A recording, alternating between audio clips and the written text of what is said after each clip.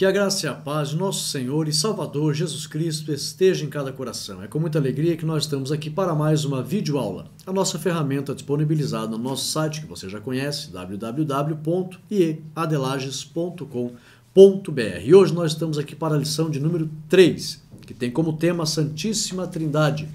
Um só Deus em três pessoas. Muito importante esse assunto.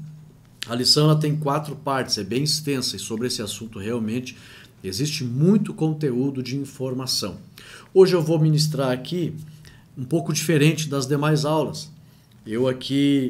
Os slides eu estarei postando, cada slide com seu tópico, com seu subtópico, com as explicações. Depois os irmãos vão baixar os slides e vão poder acompanhar ou passar os slides como os irmãos têm usado, nas igrejas dos irmãos. Mas hoje eu vou fazer um comentário diferente acerca desse assunto, porque eu tenho uma palestra montada acerca da Santíssima Trindade.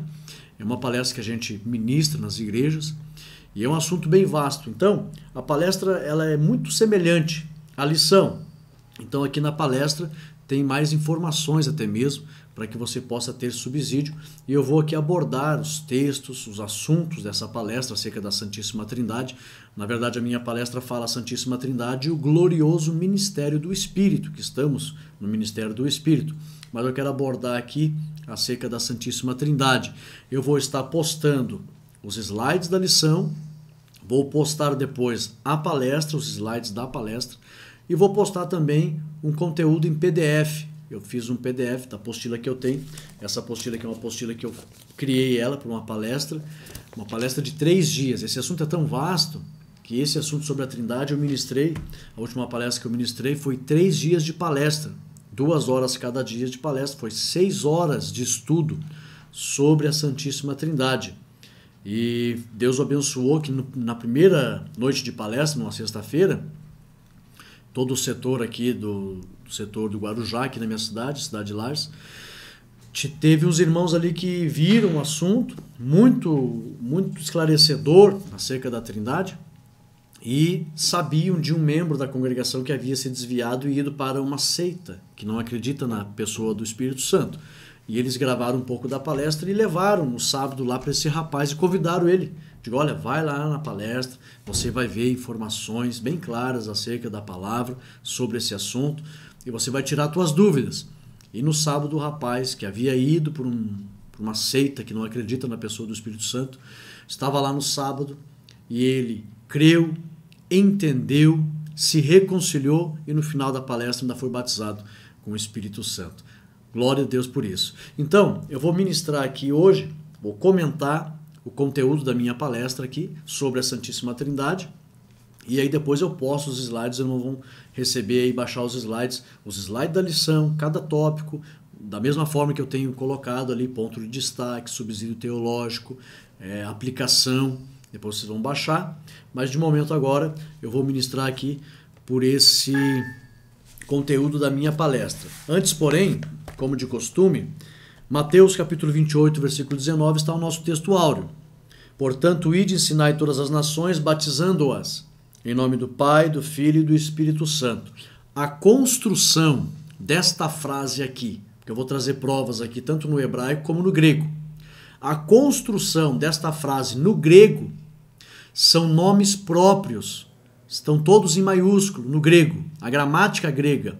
A construção da frase em nome do Pai, Filho e Espírito Santo são nomes próprios, não são títulos.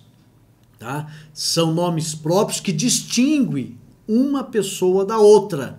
São pessoas distintas em função. Lembrando que o nosso Deus, ele é um só Deus, porém subsiste em 3 pessoas. É o mesmo Deus em essência, porém em funções diferentes uns dos outros. O Pai tem uma função nesse projeto de salvação, o Filho uma função e o Espírito Santo outra função. São 3 em essência, porém cada um em funções diferentes, cada um com uma função. Lembrando que só existe uma divindade no mundo, no universo. Tá? Não existe várias divindades. O ser humano criou divindades para si. Mas, biblicamente falando, só existe uma divindade no universo. E o que caracteriza, dentre muitas características que tem uma divindade, mas uma das mais importantes, o que caracteriza a divindade, não uma divindade, porque só tem uma. Então é a divindade celeste. Quando eu falo de a divindade, a verdadeira, a única, eu estou falando da divindade celeste. Qual é uma das maiores características da divindade celeste? É que a divindade não foi criada. A divindade criou todos os seres. Anjos caídos, anjos obedientes, as hostes angelicais, o espírito do homem, os homens. Então só existe uma divindade, e uma das maiores características da divindade, a única, é que a divindade não foi criada. A divindade criou todos os seres. Só existe uma divindade. Então não existe outras divindades. E essa divindade, ela tem apenas uma essência, porém, ela subsiste em 3 pessoas. Cada uma das pessoas com funções diferentes. Porém, as 3 pessoas, elas têm uma habitação mútua. Os gregos usavam a seguinte expressão. Essa divindade, ela era uma pericórese, ou seja, a habitação mútua de 3 pessoas. Ok? E a construção da frase em Mateus 28:19 traz nomes próprios, com funções distintas, personalidades, pessoas distintas, porém o mesmo Deus. Verdade prática, cremos em um só Deus, eternamente subsistente em 3 pessoas distintas, Pai, Filho e Espírito Santo, iguais em substância, glória, poder e majestade. Eu trouxe aqui, você quase não encontra esse gráfico no mundo. Eu elaborei um gráfico onde eu trago ali, porque uma das coisas que também caracteriza a divindade é que ela é a única, ou seja, é o único ser no universo que possui esses atributos: onipotência, onisciência e onipresença. As 3 pessoas da divindade celeste, o Senhor Jeová, o Logos, que é Cristo Messias, e o Ruach HaKodesh, o Espírito Santo, as 3 pessoas da divindade celeste possuem os mesmos atributos. Eu tenho esse gráfico aqui, depois você vai baixar, tá?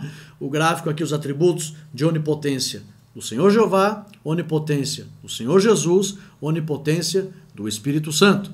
Também onisciência de Jeová, onisciência de Jesus, onisciência do Espírito Santo. Também onipresença do Senhor Jeová, onipresença do Senhor Jesus e onipresença do Espírito Santo. Por isso que os 3 são considerados a divindade celeste, porque as 3 pessoas distintas possuem os mesmos atributos, e esses atributos são exclusivos da divindade celeste. Ok? Deus não se preocupou em explicar isso sistematicamente na Bíblia. Você não vai encontrar uma doutrina na Bíblia e nem a palavra trindade específica, olha, a trindade existe e tal. Deus não se preocupou em explicar isso. Por quê? Porque isso é fato. Deus simplesmente mostrou que eles atuam dessa forma. E está expresso em toda a Bíblia a atuação das 3 pessoas da divindade celeste. Ok? Sabemos que o inimigo das nossas almas incitou os seres humanos para criarem suas tríades também. Quando eu estava na faculdade, surgiu uma pergunta lá certa noite. Uma mulher perguntou para o professor, qual é a trindade mais antiga no mundo? A trindade egípcia, a trindade hindu ou a trindade católica? Aí começou uma grande discussão na sala e todo mundo estava achando que a trindade egípcia era mais antiga. E aí então perguntaram, pastor, o que o senhor acha? Daí eu fui para o quadro, expliquei, fui lá na frente e expliquei. Aí até o professor naquela ocasião, ele disse assim, nós sabemos que o pastor é professor de teologia, o curso era de história, e ele ministra isso no curso de teologia. Então nessa noite, como nós estamos falando aqui de povos do mundo antigo, de história antiga, e estamos falando das religiões desses povos, perguntou para a classe, o que vocês acham do pastor ensinar a nós sobre as religiões do mundo antigo? Aí todo mundo concordou. Aí o professor me entregou a caneta e naquela noite na faculdade eu dei aula para eles acerca da trindade. E eu expliquei pela Bíblia, vou mostrar aqui agora, que a trindade só existe uma, trindade, seria a tríade celeste, só existe uma, e os seres humanos, com suas vãs imaginações, criaram outras tríades que na verdade não existem. E aí então eles ficaram boquiabertos, porque não tinham argumentos. Eu falei para eles, precisa mais conhecimento para vocês. Vocês precisam aprender sobre pneumagiologia, paracletologia, pneumatologia, teontologia, cristologia. São temas da Bíblia que vocês são ciências, são doutrinas que vocês não conhecem. Então, para entender isso dentro de 10, 15 minutos não é fácil. Mas elas existem, essa ciência que está dentro, essas doutrinas está dentro da mãe das ciências, que é a teologia, e vocês, conhecendo e estudando, fica mais claro para entender. Mas vocês podem estar seguros que elas são coerentes, são comprovadas de acordo com a palavra de Deus. E aí então, só para que as pessoas possam compreender, nós sabemos que só existe uma tríade, e é a tríade celeste. Ok? Aqui então, o Pai, o Filho e o Espírito Santo possuem os mesmos atributos. A lição tem 3 partes. A primeira parte, construções bíblicas trinitarianas ou trinitárias. A unidade na Trindade, tá? A bênção apostólica, aonde a bênção apostólica revela a existência das 3 pessoas da divindade celeste. O Deus trino e uno, revelado, que é o terceiro tópico. A segunda parte, o Deus trino e uno, uma questão crucial das Escrituras. A Trindade, apesar de não estar na Bíblia a palavra Trindade, mas é fato que as 3 pessoas atuaram de forma bem clara nas Sagradas Escrituras, e a Bíblia apresenta a atuação das 3 pessoas. E a terceira parte, as crenças inadequadas, os monarquianistas dinâmicos, que foram movimentos que surgiram já a partir do século II depois de Cristo, que ensinavam, infelizmente eram teorias acerca porque era difícil para os cristãos entenderem e não confundirem a questão de 3 deuses. Era difícil para eles entenderem a questão de 3 pessoas em apenas uma divindade. Era muito difícil. Então eles acusavam as pessoas de serem politeístas. Tá? Então surgiu essas linhas de pensamento e todas as ideias do movimento negavam a deidade absoluta de Jesus e contrariavam a crença desde a era apostólica, que considerava Jesus verdadeiro Deus e a vida eterna. Então eles são os ancestrais do arianismo, né? Também os monarquianistas modalistas e o arianismo, propriamente dizendo, que foi um homem ário, né? Vou falar aqui da apostila, que defendia que Jesus não era Deus. Tá? E a parte 4, resposta às objeções acerca da Trindade, esclarecimento, a definição de Tertuliano e a formulação definitiva da Trindade lá em 381 no Concílio de Constantinopla, quando foi definidas as bases do credo. Mas aqui, prestar atenção, a doutrina da Trindade, eu vou entrar aqui no meu conteúdo da minha palestra. A doutrina da Trindade é essencial ao cristianismo bíblico. Ela descreve o relacionamento existente entre os 3 membros da divindade, de um modo consistente com a Escritura. É fundamental nessa doutrina a questão de como Deus pode ser do mesmo tempo 1 e 3. Os primeiros cristãos não queriam perder o seu monoteísmo judaico, enquanto exaltavam o seu Salvador. Surgiram heresias quando as pessoas procuravam explicar o Deus cristão, sem se tornarem triteístas. Então não foi fácil para os cristãos do primeiro século explicar esse mistério de 3 pessoas na divindade celeste.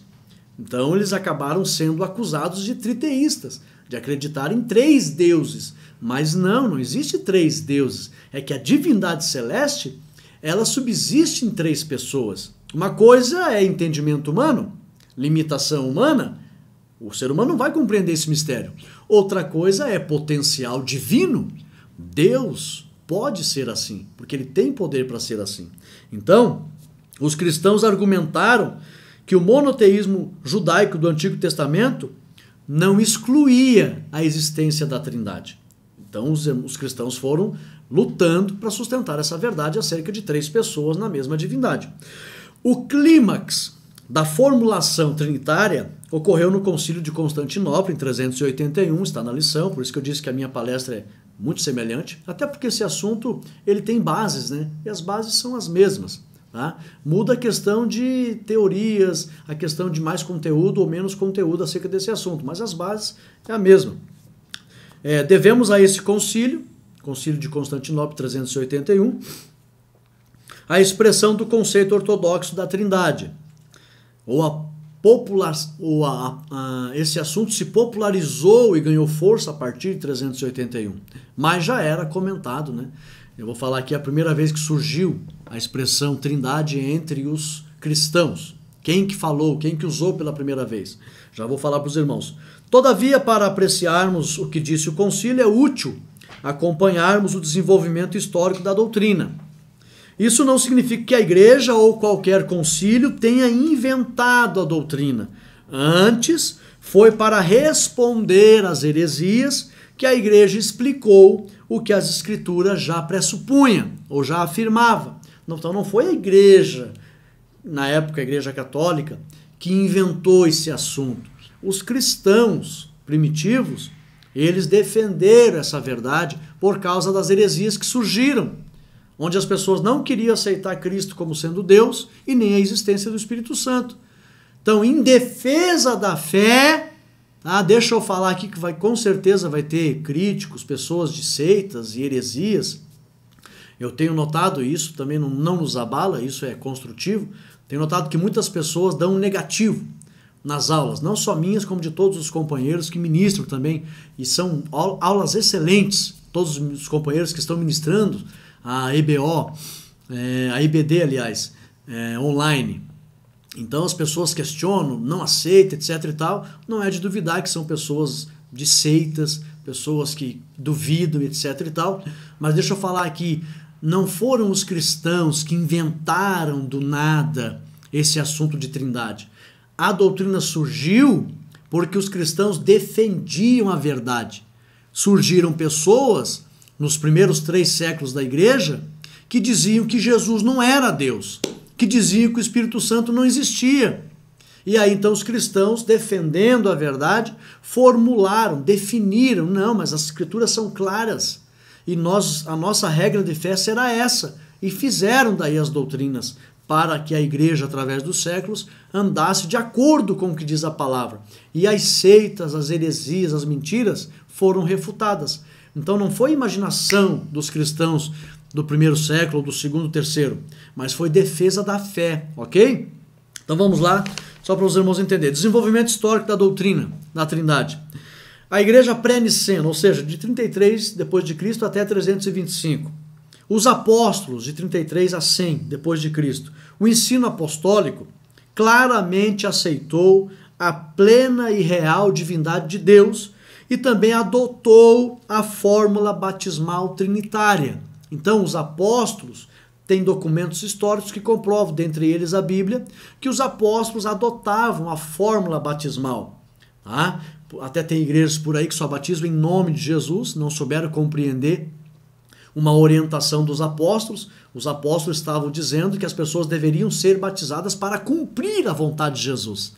O apóstolo não estava no ato do batismo, oficializando o batismo, e ele estava apenas orientando que as pessoas fossem batizadas em nome de Jesus, e isso significa que deveriam cumprir a vontade de Jesus. Porém, no ato do batismo, nós temos a recomendação clara do Senhor Jesus, dando a ordem: quando vocês forem batizar, batizem em nome do Pai, do Filho e do Espírito Santo. E nós temos a certeza que eles não desobedeceriam no ato do batismo uma ordem dada por Jesus. Então teve várias igrejas por esse mundo afora aí que interpretam errado. Quando Pedro diz seja batizado em nome de Jesus, quando o outro apóstolo diz seja batizado em nome de Jesus, eles não estavam no ato do batismo. Eles estavam orientando as pessoas a que cumprissem a vontade do Senhor Jesus. E nós sabemos que para o ato do batismo, o Senhor Jesus deu a ordem: em nome do Pai, do Filho e do Espírito Santo. Foi bem claro. E essa construção da frase no grego revela 3 pessoas distintas. Então, de 33 até 100 depois de Cristo, os apóstolos usavam pronunciar as pessoas da divindade celeste: Pai, Filho e Espírito Santo.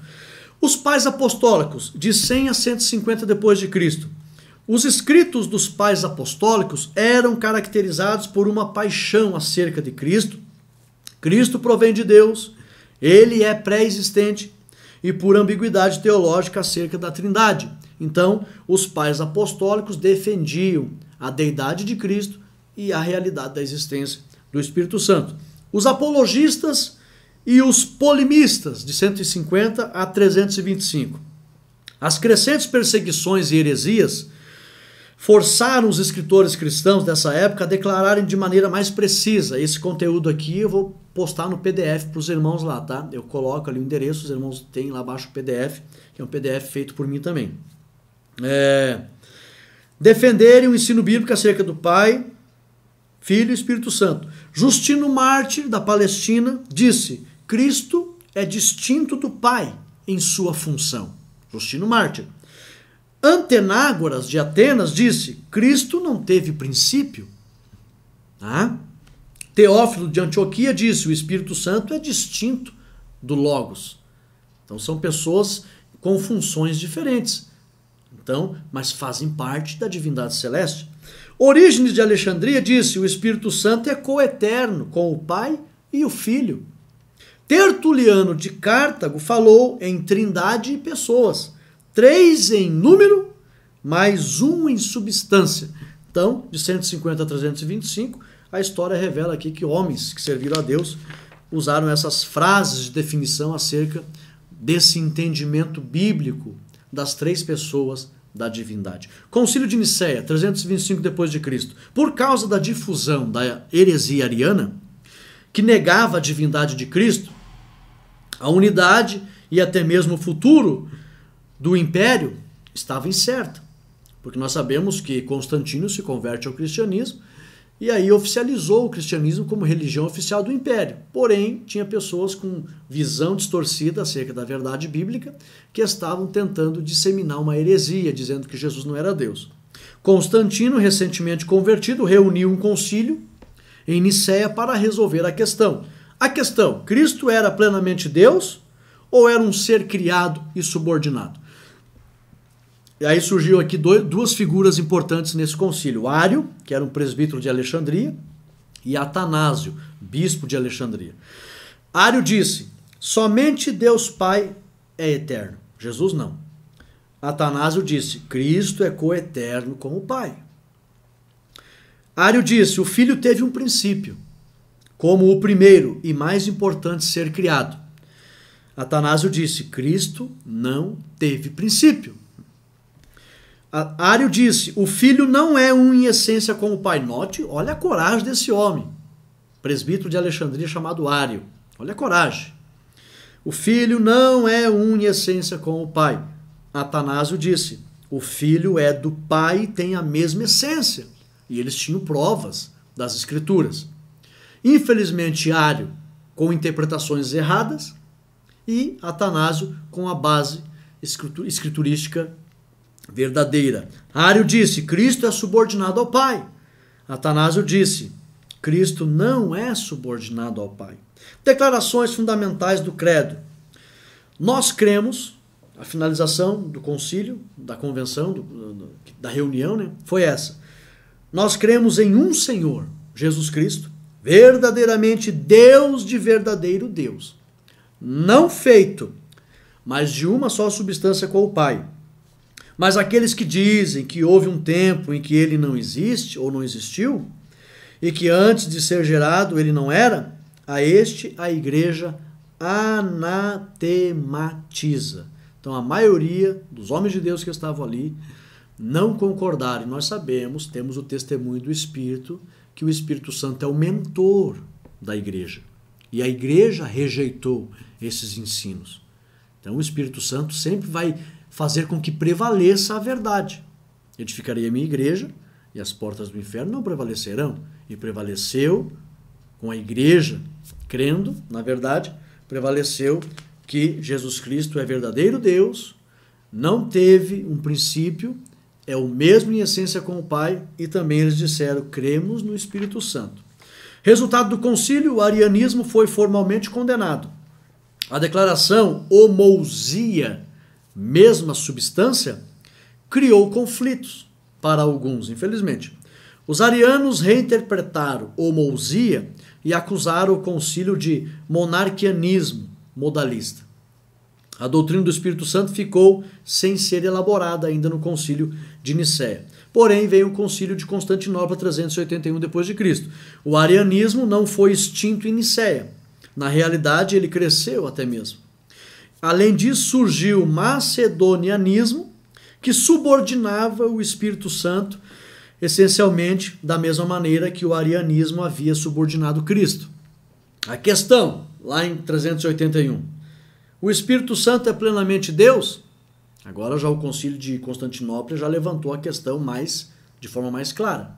O Espírito Santo é plenamente Deus? Declarações fundamentais do credo, do concílio.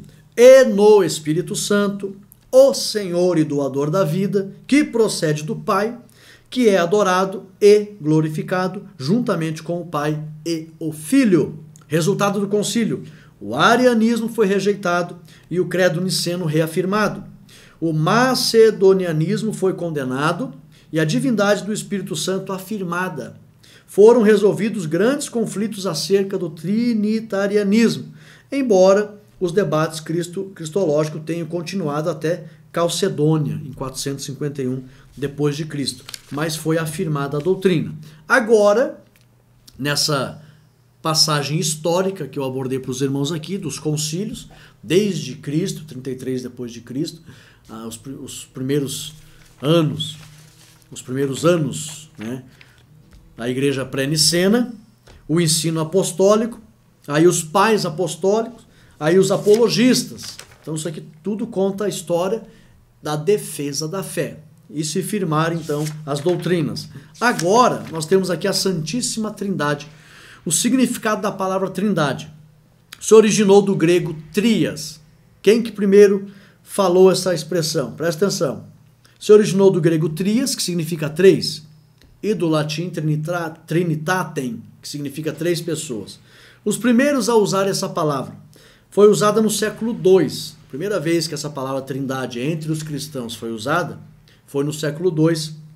Primeiro foi usada por Teófilo, na forma grega, e depois por Tertuliano, na forma latina. Provando a doutrina pela Bíblia. No original hebraico, vamos aqui entrar agora, ver o que o hebraico e o grego falam. No original hebraico, no Antigo Testamento, a palavra Deus, em Gênesis 1:1, ela é Elohim, que significa ser plural mais de dois. Tá? Aqui nos slides da minha palestra, eu coloco para vocês aqui que na escrita hebraica existe 3 escalas de números. Primeiro, o singular, para uma unidade. Segundo, o dual, para 2 unidades. E terceiro, o plural, que é mais de 2. E a palavra Elohim, né, Bereshit, bara Elohim, tem alguns escritos, até vi alguns historiadores dizendo, que estava escrito ali, está escrito no original, no princípio criou deuses. A palavra Elohim é deuses no original. Mas não deuses de ser 3 deuses, mas por ser 3 pessoas.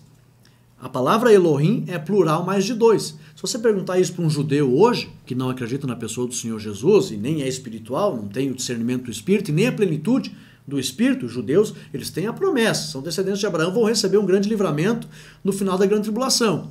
Mas os judeus são vazios da plenitude do Espírito. Hoje, um dia o Espírito será derramado, no final da grande tribulação, o Espírito vai ser derramado sobre os judeus. Mas se tu perguntar para um judeu que não tem discernimento das coisas espirituais hoje, o que significa Elohim? É 3 pessoas? Ele vai dizer não. Elohim fala de imensidão, de algo incomensurável, fala de grandeza, fala de amplitude, fala de poder incomensurável. Eles têm essa visão. Mas nós que temos o discernimento do Espírito, a plenitude do Espírito, ao ponto da Bíblia dizer que quem tem o Espírito discerne as coisas espirituais, nós entendemos plenamente que é a maior prova que Deus entregou para a humanidade, por meio da gramática, a existência das 3 pessoas da divindade. Lá em Gênesis 1:1, a afirmação majestosa. No princípio criou Elohim, 3 pessoas. E a palavra é criou, não criaram. As 3 pessoas com o mesmo ato criador. No princípio, criou, está no singular. Elohim, as 3 pessoas aparecendo com o mesmo ato criador. Então é a maior prova da existência da Trindade. Aqui no original hebraico, a palavra Gênesis 1:1 é Elohim, plural mais de 2, ou seja, 3. Jeová, ali em Gênesis 1:1, o Pai não estava sozinho. Elohim é 3 pessoas. No ato da criação, as 3 pessoas, com o mesmo ato, criou, estavam ali mutuamente agindo. Então, Jeová não estava sozinho. Quem é que estava com ele ali? O Logos. Está lá em João 1:1, no princípio era o Verbo, e o Verbo estava com Deus, e o Verbo era Deus. Então, quando Deus disse, lá em Gênesis, Vaiomer Elohim, e disse Deus, Yehi Oro, haja luz, o verbo haja, tá? Que todo verbo expressa a ação, Cristo era o Logos, o verbo, a ação criadora. Então, quando o Pai disse haja, Cristo era o Logos. E o verbo de Deus é vivo, é uma pessoa, e é Jesus. Por isso, eu até vi um doutor explicando, dizendo, no princípio criou Deus. Em Cristo, todas as coisas foram criadas, porque Jesus é o princípio. A Bíblia diz em Apocalipse, ele é o alfa, o ômega. Jesus é o princípio e o fim. Então, no princípio, em Cristo, todas as coisas foram criadas, ao ponto de João dizer, todas as coisas foram criadas por ele, por meio dele, e sem ele nada do que foi feito se fez. Então ali o Pai não estava sozinho, o Logos vivo, que é Cristo, o princípio estava com ele, e a Bíblia diz, e o Espírito de Deus pairava, Verruas Elohim merachefet, ai peneil hamai, pairava por sobre a face das águas. O Espírito de Deus, que é um Espírito vivo, a palavra ruach significa Espírito com vida própria, com ação própria. O ruach pairava, dava a ideia de cobrir o Logos, que era proferido, e trazer, como se fosse incubar, né? No original dá a ideia de uma ave que vai abrigar os seus ovos para aquecê-los e trazer à existência. Quando o Logos era proferido pelo Pai, o Logos vivo que é Cristo, o Espírito Santo atuava trazendo as coisas à existência. E realmente a Trindade aparece na criação, ao ponto de nós vermos aqui relatado em Salmo 33, verso 6, Salmo 33, verso 6, anote esta passagem, que você vai ver aqui a Trindade na criação. Salmo 33, verso 6. Pela palavra do Senhor foi feito os céus. Então, quando Deus estava criando, pela palavra, Cristo é o Logos. Tá? Salmo 33 e 6, aqui é um dos textos mais esclarecedores acerca da atuação das 3 pessoas na criação do universo. Tá? Uma das maiores provas da doutrina da Trindade. Salmo 33 e 6. Pela palavra do Senhor foram feitos os céus e todo o exército deles, pelo Espírito de sua boca, tá? Que é o Espírito Santo, Ruach HaKodesh, o Espírito de Deus. Então aqui aparece a Trindade no princípio. Então o Pai não estava sozinho ali, por isso que Elohim aparece ali 3 pessoas. E aí estava o Filho, o Logos, e o Espírito Santo junto. No grego, estou aqui trazendo as provas do hebraico e grego. No grego, a construção da frase de Mateus 28 e 19 expressa literalmente 3 pessoas distintas, pois aliás, não são títulos, mas são nomes próprios. A gramática grega apresenta esses 3 nomes como nomes próprios, ok? Temos ainda no Antigo Testamento em hebraico as seguintes passagens. Gênesis 1 e 26, façamos. Nós percebemos que os atos criadores, ou o ato criador de Deus, é exclusivamente de Deus. Nenhum dos seres que Deus criou participaram com ele, criando alguma coisa. O ato criador de Deus é exclusivo de Deus. Mas Deus, ele chega e diz, façamos o homem. Nenhum dos seres criados de Deus fez o homem com Deus. Mas Deus diz, façamos. Então está no plural, mostrando que as 3 pessoas da divindade estavam criando o homem. que é Gênesis 1 e 26. Também Gênesis 11 e 7. Ainda Gênesis 18, 2 e 3. Ainda Gênesis 19, 18 e 19. E ainda Isaías 6 e 8. Todas as passagens no hebraico mostrando a atuação das três pessoas da divindade. Tá? Não se preocupe que depois você pode baixar o PDF, tem aqui o PDF e também tem ali os slides. Gênesis 1 e 26, Gênesis 11 e 7, Gênesis 18, 2 e 3, Gênesis 19, 18 e 19, Isaías 6 e 8. Temos no grego ainda, no Novo Testamento, passagens como Lucas 2, 21 e 22, João 1 e 1, Mateus 28 e 19. São doutrinas comprovadas pela Bíblia acerca das três pessoas da divindade. Agora eu tenho aqui um quadro demonstrativo que revela pela Bíblia que as três pessoas possuem os mesmos atributos que são únicos de Deus, únicos da divindade celeste. Então, tanto o Pai, Jeová, como o Logos, Jesus, e o Espírito possuem as mesmas ou os mesmos atributos. Vamos aqui. A onisciência, a onipresença de Deus. A onipresença de Deus está em Jeremias 23 e 24.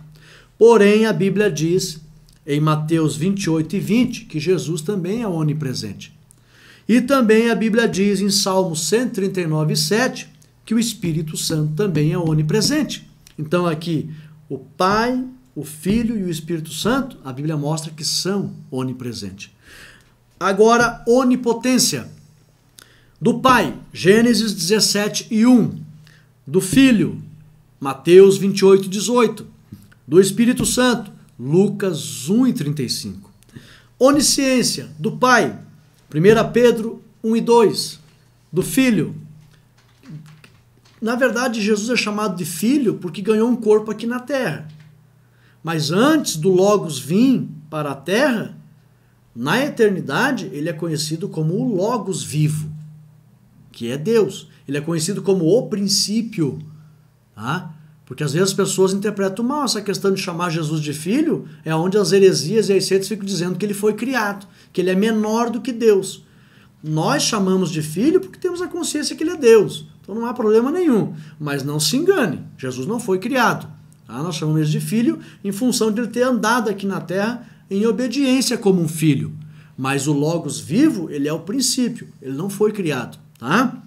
Então, eu vou usar aqui a expressão do verbo vivo, que é o Messias, o ungido, vindo do céu, tá? O Messias.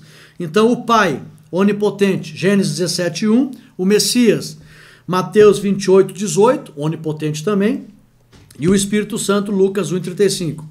Onisciente, o Pai, o Senhor Jeová, 1 Pedro 1 e 2, o Messias, o ungido, João 21 e 17, também mostra que ele é onisciente, e o Espírito Santo, 1 Coríntios 2 e 10.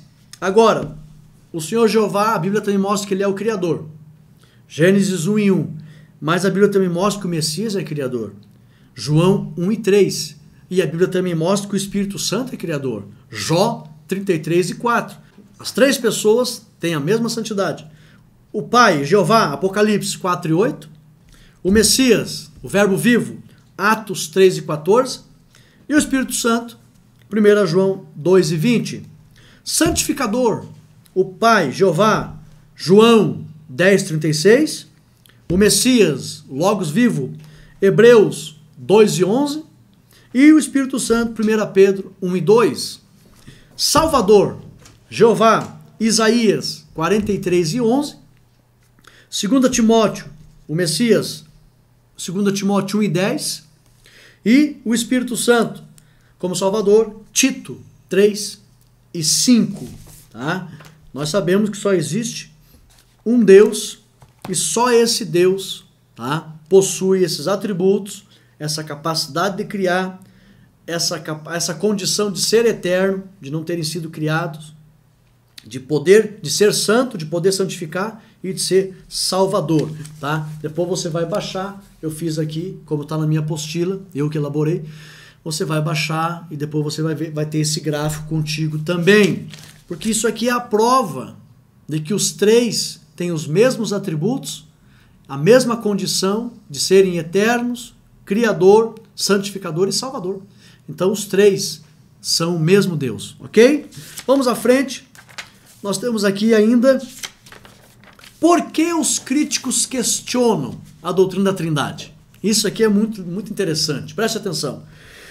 Primeiro, por não entenderem a linguagem da Bíblia usando a palavra hebraica ruach e também a grega pneuma. Como assim? Ora, a palavra ruach no hebraico é sopro. A palavra pneuma no grego é vento.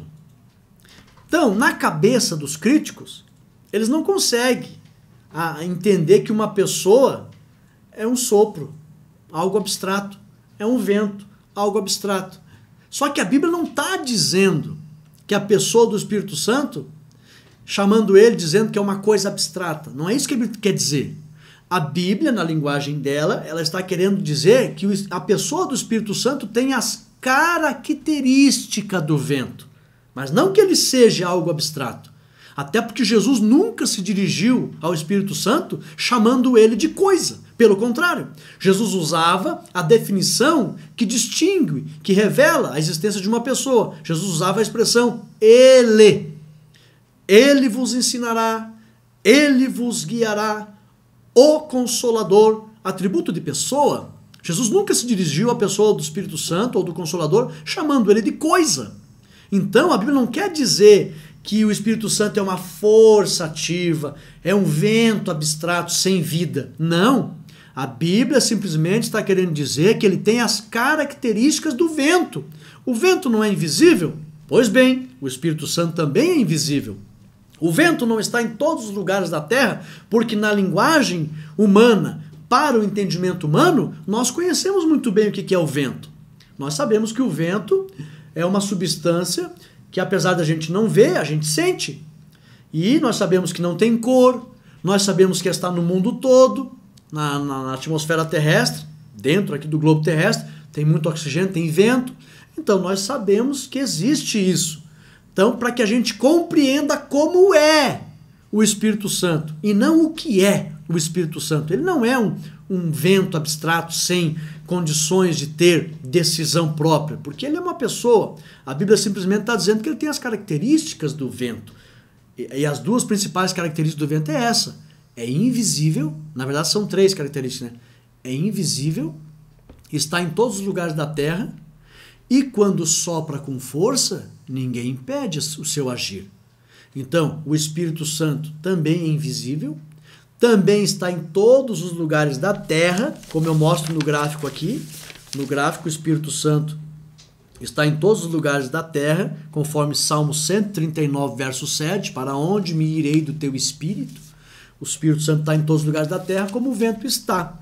Então, por causa disso que a Bíblia usa a característica do vento e usa a expressão ruach, sopro, e pneuma, vento, para mostrar que o Espírito Santo tem as características do vento, tá? Outra coisa, por ser a Bíblia um livro de fé e não de ciências, eles não encontram as respostas que queriam. Uma coisa é limitação humana, outra coisa é potencial divino. Ser humano nenhum na face da terra vai entender os mistérios de Deus. Até porque um Deus que se deixa entender completamente não merece esse título. Deus jamais será entendido completamente. A Bíblia chega a dizer que as coisas reveladas pertencem a nós. As ocultas, que são os mistérios, pertencem a Deus. Então uma coisa é limitação humana, eu não vou conseguir compreender os mistérios de Deus. Mas outra coisa é potencial divino. A minha limitação humana não significa que Deus não possa ser como Ele deseja ser. E Deus, com seu potencial divino, Ele é três pessoas. Então, o ser humano nenhum vai compreender esse mistério, porém isso é fato. Outra coisa, olha que interessante isso aqui, a revelação que Deus me deu. Se na Terra existem tríades de coisas naturais, por que não acreditar na tríade celestial? Como assim, Rodrigo? É verdade, aqui na Terra existem tríades de coisas naturais, que parecem ser apenas um elemento, porém são três. Por que não acreditar na tríade celestial? que foge da compreensão humana e por ser a tríade celestial, tem condições de ser realmente muito além do nosso entendimento, porque eles têm todo o poder. Então olha só, uma molécula de água, vamos aqui ver um elemento natural. Uma molécula de água é composta por 3 átomos, 2 de hidrogênio e 1 de oxigênio. Então nós temos aqui um elemento natural, que na verdade são 3. Outra coisa, o próprio átomo é formado por 3 tipos de componentes básicos, que são prótons, nêutrons e elétrons. Deus não se preocupou em explicar essa verdade acerca da tríade celestial. Somente deixou claro que isso é fato. O entendimento humano não alcança, porém isso não contraria a verdade. Ao homem não cabe questionar, mas sim crer. Pois aquele que questiona, sabe por que questiona? Porque está contaminado pela soberba e não quer se sujeitar à autoridade da palavra de Deus, se tornando vítima do diabo, que sempre contraria as verdades celestiais. Então, na Terra existem elementos entre as coisas naturais, existe um elemento que na verdade são 3, quanto mais entre as coisas sobrenaturais, aonde é a dimensão do poder de Deus. Então, Deus é um único Deus, subsistente em 3 pessoas. É um mistério para nós, porém isso é fato, ok? Na lição de hoje, eu falei no início que ia comentar ela de forma diferente, eu abordei aqui o contexto histórico da apologia. Por que surgiu a doutrina? Porque os pais apostólicos estavam defendendo que Jesus é verdadeiro Deus e o Espírito Santo também. E são pessoas distintas, porque surgiram homens com heresias, dizendo que Jesus não era Deus, que o Espírito Santo não existia. Por causa da defesa da fé é que foi formulado a doutrina, ok? Trouxe também aqui várias confirmações do hebraico, do grego, acerca da comprovação dessa doutrina, uma explicação bem consistente em relação à linguagem da Bíblia usando a palavra ruach e pneuma, que a Bíblia diz que o Espírito Santo, essa pessoa bendita, tem as características do vento, por isso que ele apresenta ele como sopro e como vento, porque assim como o vento é invisível, ele também é. Está em todos os lugares da terra, ele também está. Então tem as características do vento, porém ele não é uma coisa abstrata. Deixei bem claro que Jesus sempre se dirigiu a ele usando a expressão ele, denotando uma pessoa, ok? E ainda por fim, as questões acerca dos atributos das 3 pessoas que são os mesmos, ok? No conteúdo que eu abordei aqui para os irmãos, eu mostrei ali que os 3 têm onipotência, onipresença, onisciência, são criador, santificador, eternamente e tem todo o poder, os 3. E a conclusão da lição diz assim: diante do exposto, está claro que a doutrina da Trindade é bíblica e está presente de Gênesis ao Apocalipse. A lição eu estarei postando tópico por tópico para você pegar o conteúdo da lição e saber aí domingo se conduzir. Lembrando que ela é bem extensa, irmãos. Procure no domingo abordar assim, de forma reduzida, tá? Sintetizada, porque esse assunto aqui é muito vasto e se você não vigiar, você não dá toda a lição. E é importante explanar toda a lição. Divulga esse vídeo, chegamos ao final da lição de número 3, acerca da Trindade, a doutrina da Santíssima Trindade, e aonde nós estamos tratando acerca da Bíblia Sagrada, a razão da nossa fé, e a lição 3 da Santíssima Trindade, um só Deus em 3 pessoas. Que Deus abençoe a todos os irmãos, deixa o teu ok, aí domingo vamos estar na igreja para aprender juntos a lição de número 3. Fiquem todos na paz de Cristo Jesus.